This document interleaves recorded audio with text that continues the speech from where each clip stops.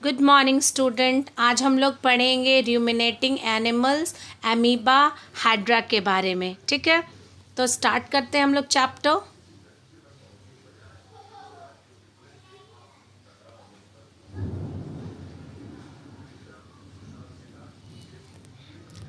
Digestion इन grass eating animal. ठीक है, grass eating animal क्या होते हैं? हर्बीवोरस होते हैं। और ग्रास में क्या कंटेन रहता है? तो ग्रास में आपको सेलुलोज कंटेन रहते हैं। ठीक है, तो आपको क्या रखना है कि ग्रास में आपका सेलुलोज है, और सेलुलोज हर एक एनिमल्स जो है डाइजेस्ट नहीं कर सकता है। सेलुलोज जो है वो डाइजेस्ट करता है वो सिर्फ आपका रूमिनेटिंग एनिमल्स, जो आपका काऊ है, बफेलो है, ये सारे रूमिनेटिंग एनिमल्स होते हैं। इनको रूमिनेटिंग एनिमल क्यों कहते हैं इसके बारे में हम आज जानेंगे। Okay, none of the animal can digest cellulose which is major component of food eaten by herbivorous. हमने आपको बताया कि मतलब कोई भी एनिमल नहीं है जो कि आपका डाइजेस्ट कर ले सेलुलोज को, जो कि मेजर कंपोनेंट है फूड का, जो कि सिर्फ खाया जाता है किसके द्वारा? हर्बीवोरस के द्वारा। The plant eating animal digest their food in 2 step. ये जो आपके प्लांट ईटिंग एनिमल्स हैं ये आपका डाइजेस्ट करते हैं फूड 2 स्टेप में। ठीक है, the stomach is divided into 4 chamber. ये जो स्टमक है वो आपका, इनके स्टमक जो है वो डिवाइड है 4 चैम्बर में। यहाँ पे आपको हम दिखाते हैं र्यूमन, रेटिकुलम। ओके, 1 मिनट, 1 मिनट बेटा। दिस वन र्यूमन है, आपका रेटिकुलम है, ओमेसम है और एब ओमेसम है। ये आपको ध्यान में रखना है। 1, ठीक है, रेटिकुलम 2, थर्ड जो है आपका ओमेसम एंड फोर्थ जो है आपका एब ओमेसम। इसी सीक्वेंस में आपका जो फूड है हर्बीवोरस में वो आपका इंटर करता है। ठीक है, तो आपको रखना है the plant eating animal digest their food in 2 step. Their stomach is divided into 4 chamber. आपसे यहाँ पे क्वेश्चंस पूछा जा सकता है कि स्टमक जो है रूमिनेटिंग एनिमल के कितने पार्ट्स में डिवाइड है, तो आप बताएंगे 4 चैम्बर में। 4 चैम्बर का नाम पूछा जा सकता है, तो first one is known as rumen, second reticulum, third omasum and fourth abomasum. Okay, first of all half chew food is swallowed and then it go from mouth to the rumen। सबसे पहले क्या होता है कि ये जो half chew food, जो food को इनहेल करते हैं, खाते हैं, उसको च्यू करते हैं, वो पूरी तरह से उसको च्यू नहीं करते हैं। वो हाफ च्यू फूड को वो swallow कर जाते हैं, निगल जाते हैं, और वो कहाँ चला जाता है? माउथ से र्यूमन में। और र्यूमन क्या है? First chamber of the stomach. Here it is acted upon by bacteria. यहाँ पे र्यूमेन में बैक्टीरिया प्रेजेंट है। कैसे बैक्टीरिया प्रेजेंट है? तो सेलुलोज डाइजेस्टिंग बैक्टीरिया प्रेजेंट है। ठीक है, ये बैक्टीरिया क्या करते हैं? सेलुलोज को डाइजेस्ट करते हैं। नेक्स्ट चलते हैं। This half digested food go to the second muscular chamber. ये जो आपका हाफ डाइजेस्टेड फूड है वो अब कहाँ चला जाएगा? Second muscular chamber. Second muscular chamber क्या है? वो है आपका reticulum. From the reticulum the food is sent back to the mouth. और फिर रेटिकुलम से ये फूड कहाँ चला जाता है? माउथ में चला जाता है। और जब वो उस फूड को, जो वो आपका पार्शियली डाइजेस्टेड फूड है, जो कि आपका कह सकते हो र्यूमन से रेटिकुलम में गया, उस पार्शियली डाइजेस्टेड फूड को हम कर्ड का नाम देते हैं। उसको, उस कर्ड को फिर ये रूमिनेटिंग एनिमल क्या करते हैं? फिर से उसको च्यूइंग करते हैं, च्यू करते हैं। आप देखते हैं कि हमेशा जो है आपके काऊ, बफेलो जो है वो अपना माउथ को च्यू करते रहते हैं, उनके सामने भोजन रहे या न रहे। तो रीज़न आपका यही है। Chewing of curd is called rumination. और इसी प्रोसेस को, मतलब कर्ड की जो च्यूइंग हो रही है, इस प्रोसेस को हम रूमिनेशन कहते हैं। And such animal are called ruminating animal. और ऐसे एनिमल्स को हम लोग रूमिनेटिंग एनिमल्स कहते हैं या रूमिनेंट्स कहते हैं। तो आप बता सकते हैं, आपसे पूछा जा सकता है कि रूमिनेटिंग एनिमल्स क्या होते हैं या रूमिनेंट्स क्या होते हैं, तो आप इसको डिफाइन कर सकते हैं। फिर है आपका एग्जाम्पल क्या है, कौन कौन से हैं ऐसे एनिमल जो कि रूमिनेटिंग एनिमल्स हैं?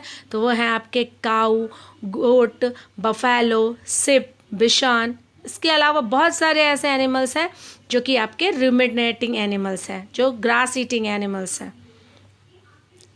आफ्टर डाइजेशन, अब जब ये फूड डाइजेस्ट होगा and absorption, nutrient from food are taken to the cell in all part of the body.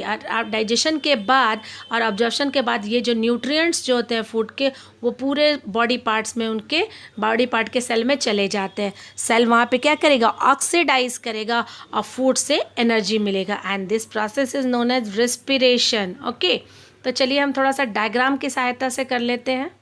ये देखिए, आपके सामने मैंने एक डायग्राम बड़ा किया है। तो सबसे पहले क्या हुआ, ये माउथ के थ्रू ये फूड कहाँ गया, फूड पाइप से आपका फर्स्ट में र्यूमन में गया। ठीक है, र्यूमन के बाद वो कहाँ जा रहा है आपका, रेटिकुलम में, ध्यान रखेंगे। और रेटिकुलम के बाद कहाँ गया आपका, ये माउथ में गया। और यहाँ पे जो फूड आया पार्शियली डाइजेस्टेड फूड, उसको हमने क्या नाम दे दिया, कर्ड नाम दे दिया। ठीक है, और फिर ये क्या करते हैं, ये chewing of curd is called, हमने बताया आपको, र्यूमिनेशन। ये प्रोसेस क्या है आपका, र्यूमिनेशन। क्लियर। अब फिर ये डाइजेस्टेड फूड जो है, और इसी र्यूमन में आपका क्या प्रेजेंट है, सेलुलोज डाइजेस्टिंग बैक्टीरिया, जो कि सेलुलोज को डाइजेस्ट करता है। वो बैक्टीरिया आपका कहाँ प्रेजेंट है, इसी र्यूमन में प्रेजेंट है। ठीक है, और फिर आपका ये फूड जो है चला जाता है किसमें, 1 मिनट उसके बाद फिर ये फूड हमने आपको वहाँ तक प्रोसेस बताया। अब ये कर्ड जो है फिर आपका कहाँ चला जाएगा, ओमैसम में। ठीक है, ओमैसम के बाद जो है आपका चला जाएगा, ओमैसम में चला जाएगा, और ओमैसम के बाद आपका एब ओमैसम में चला जाएगा। और इस तरह से आपका पूरा यहाँ स्मॉल इंटेस्टाइन है, यहाँ आपका फूड एब्जॉर्ब हो जाता है और पूरे डिफरेंट बॉडी पार्ट्स में ये डाइजेस्टेड फूड जो न्यूट्रिएंट्स हैं वो पहुँच जाते हैं, और फॉर प्रॉपर ग्रोथ और development of animals. Okay, next step है एमीबा। एमीबा क्या है, एमीबा आपका यूनिसेलुलर ऑर्गेनिजम्स है। ठीक है, amoeba are unicellular animals engulf tiny particles of food by using pseudopodia. तो हम आपको बता देते हैं सीडोपोडिया क्या है।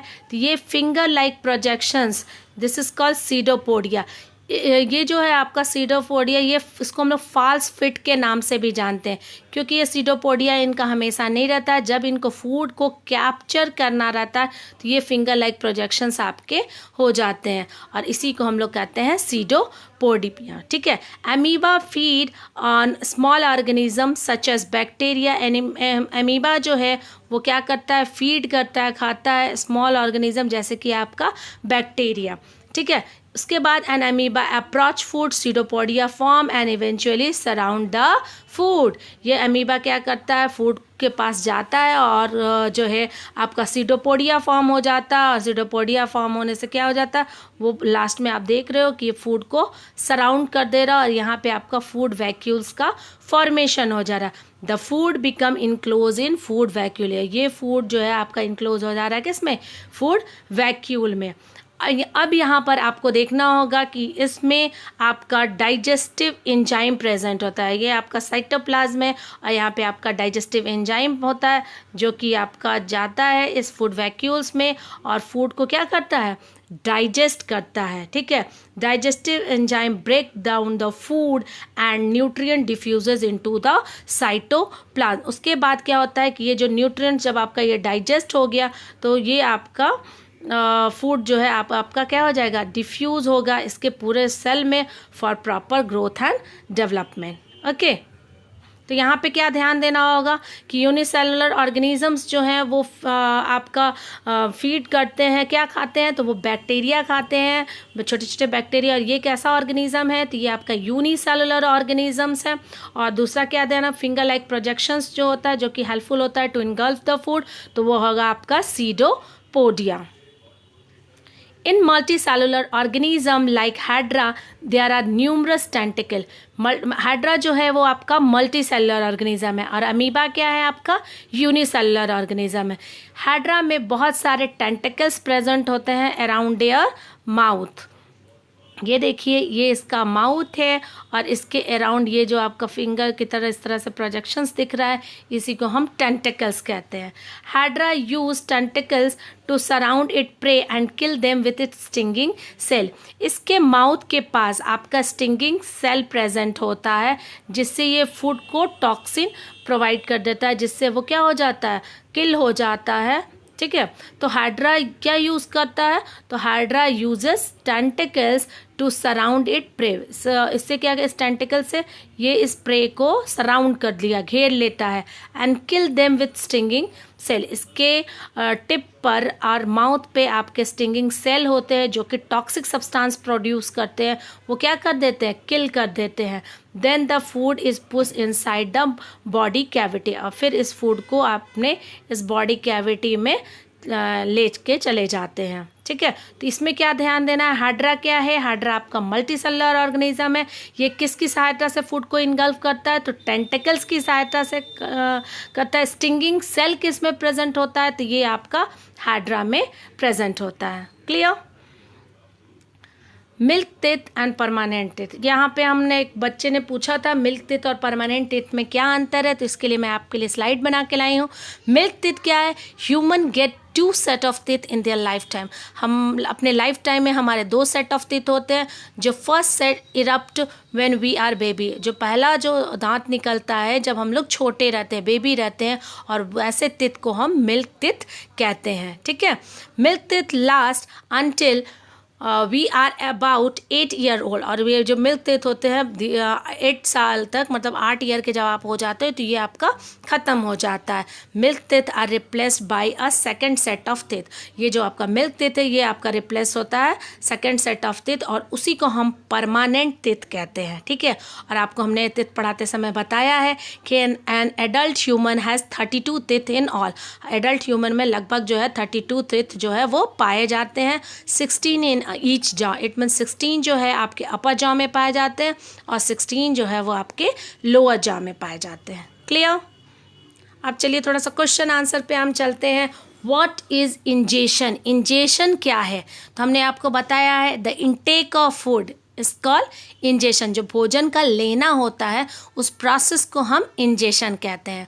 सेकंड है व्हाट इज डाइजेशन, डाइजेशन क्या है, तो ब्रेकिंग डाउन ऑफ सॉलिड और complex food into simple and soluble form is called digestion. हमने बताया था कि हम जो फूड लेते हैं वो कॉम्प्लेक्स होता है। कॉम्प्लेक्स फूड जैसे आपका कार्बोहाइड्रेट, फैट्स और प्रोटीन, और ये सिंपलर फॉर्म में कैसे होगा, तो कार्बोहाइड्रेट का जो है शुगर, प्रोटीन का अमाइनो एसिड, फैट का फैटी एसिड और ग्लिसरॉल। तो ये जो ब्रेकडाउन होता है कॉम्प्लेक्स सब्सटेंस का सिंपलर सब्सटेंस में, किसकी सहायता से, with the help of enzyme, and this process is called digestion. Clear. Third है एब्जॉर्प्शन। अब डाइजेस्टेड फूड जो है आपका क्या होगा, ब्लड वेसल में जाएगा इन द थ्रू द, या कह सकते हैं इन द इंटेस्टाइन। आपको हमने एब्जॉर्प्शन में बताया था कि आपका एब्जॉर्प्शन जो है वो आपका स्मॉल इंटेस्टाइन में होता है। वो डाइजेस्टेड फूड जो है आपका फिंगर लाइक प्रोजेक्शंस जो है आपको स्मॉल इंटेस्टाइन में प्रेजेंट है, और हमने बताया था आपको कि वहाँ पे network of blood vessels contain रहते हैं। उस नेटवर्क ऑफ ब्लड वेसल्स में आपका ये डाइजेस्टेड फूड जाता है, and this process is called absorption. तो आप बोल सकते हो the process of passing of digested food into blood vessels in the intestine is called absorption. Okay. फिर है अब आपका ये जो ऑब्जर्व फूड हो गया वो क्या हो गया, अब आपके पूरे बॉडी पार्ट्स में चला जाता है, पूरे सेल्स में चला जाता है, ताकि जो है आपका प्रॉपर ग्रोथ और डेवलपमेंट होगा, मतलब इसका यूटिलाइजेशन हो जाता है, and this process is called assimilation. तो the conversion of absorb food in complex substance such as protein and vitamin required by body is called assimilation. मतलब आप utilisation in the body for proper growth and development, this process is called assimilation. Okay, last one है what do you understand by egestion. Egestion से आप क्या समझते हैं, तो जो हमारा अनडाइजेस्टेड फूड है वो आपके बॉडी से रिमूव होता है time to time through anus, is called egestion. तो इजेशन क्या हो गया, egestion is a removal of waste material from the body time to time from anus, is called egestion. Clear.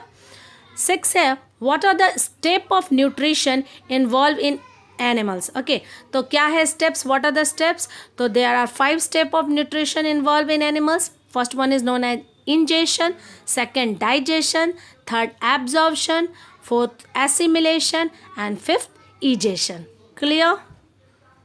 Okay. Thank you all of you.